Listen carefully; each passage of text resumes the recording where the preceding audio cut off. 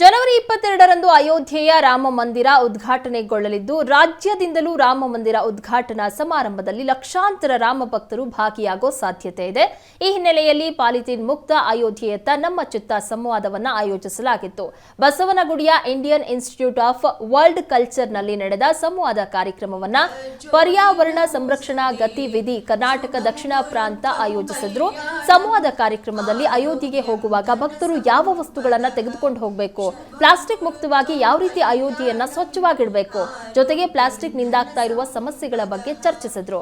ಇನ್ನು ಈ ಸಂವಾದದಲ್ಲಿ ಮುಖ್ಯ ಅತಿಥಿಗಳಾಗಿ ಡಾಕ್ಟರ್ ಮಹರ್ಷಿ ಆನಂದ ಗುರೂಜಿ, ವಾಗ್ಮಿ ಶ್ರೀಲಕ್ಷ್ಮಿ ರಾಜ್ಕುಮಾರ್, ಘನತ್ಯಾಜ್ಯ ನಿರ್ವಹಣೆ ತಜ್ಞ ರಾಮಪ್ರಸಾದ್, ವಿಶ್ವ ಹಿಂದೂ ಪರಿಷತ್ ಕಾರ್ಯದರ್ಶಿ ಜಗನ್ನಾಥ ಶಾಸ್ತ್ರಿ, ಸಮಾಜ ಸೇವಕ ಜಯರಾಮ್ ಭಾಗಿಯಾಗಿದ್ರು.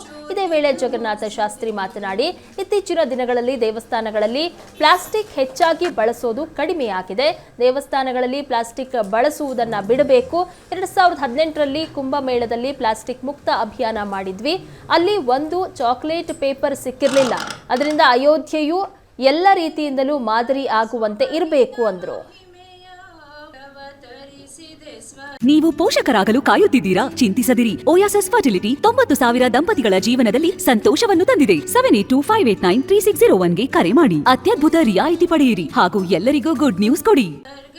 ಈ ಪುಣ್ಯಕ್ಷೇತ್ರದಲ್ಲಿ ಈ ಸೋಪು ಶಾಂಪು ಹಾಕಬಾರದು ಅನ್ನೋದನ್ನ ಒಂದು ತೀರ್ಮಾನಕ್ಕೆ ಬರಬೇಕಾಗುತ್ತೆ. ಆಗ ನಿಮ್ಮ ಮಾತಿಗೆ ಸರಿಯಂತ ಒಂದು ಉತ್ತರ ಸಿಗ್ಬೋದು. ಯಾಕೆಂದ್ರೆ ಶಾಂಪು ಬೇಕೇ ಬೇಕು, ತರ ಹಾಕೊಳ್ಳೇಬೇಕಲ್ಲ.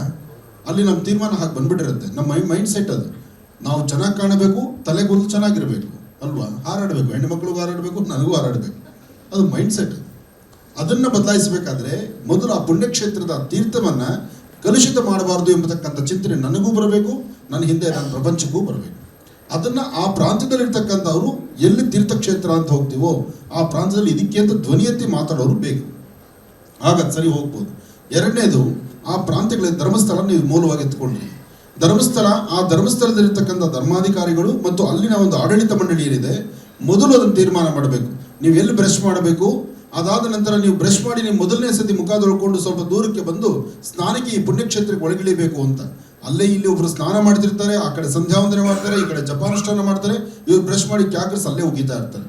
ಒಬ್ರು ಅರ್ಕೆ ಕೊಡ್ಲಿಕ್ಕೆ ಅಂತ ನೀರಿಗೆ ಎತ್ಕೊಳ್ತಾರೆ, ಅವ್ನು ಉಗಿದಿರ್ತಕ್ಕಂಥದ್ದು ಆ ಕಡೆಯಿಂದ ತೇರ್ಕೊಂಡು ಬಂದೇ ಬರ್ತಾ ಇರುತ್ತೆ. ಇಂತಹ ಪರಿಸ್ಥಿತಿಯಲ್ಲಿದೆ. ಹಾಗಾಗಿ ಬರೀ ಪ್ಲಾಸ್ಟಿಕ್ ಅಂತಲೇ ನಾವು ಮುಂದೆ ಹೋಗೋದಕ್ಕಿಂತ ಈ ತಳಪಾಯದಲ್ಲಿರ್ತಕ್ಕಂಥದ್ದನ್ನು ಇವತ್ತು ಪ್ರತಿಯೊಬ್ಬರಿಗೂ ಅರ್ಥ ಆಗಬೇಕಮ್ಮ. 4 ದಿವಸ ದೆಬ್ಬೆ ಹಿಡ್ಕೊಂಡು ನಿಂತ್ಕೊಂಡ್ರೆ ಅಲ್ಲಿ ನಡೆಯುವಂತಹದ್ದು 50% ಕಡಿಮೆ ಆಗೋಗುತ್ತೆ. ಇದಿಲ್ಲದಿರ ಇದ್ರೆ ಬರಿಗಲೆ ಬೀಜಿ ಹಿಡ್ಕೊಂಡು ಬರಿಗಲೆ ನೀನು ಸಾಂಪು ಹಾಕ್ಬೇಡ, ನೀನು ಸೋಪ್ ಹಾಕ್ಬೇಡ, ನೀನು ಬ್ರಷ್ ಮಾಡಬೇಡ, ಒಪ್ಪದೇ ಇಲ್ಲ ನಮ್ಮ ಜನ.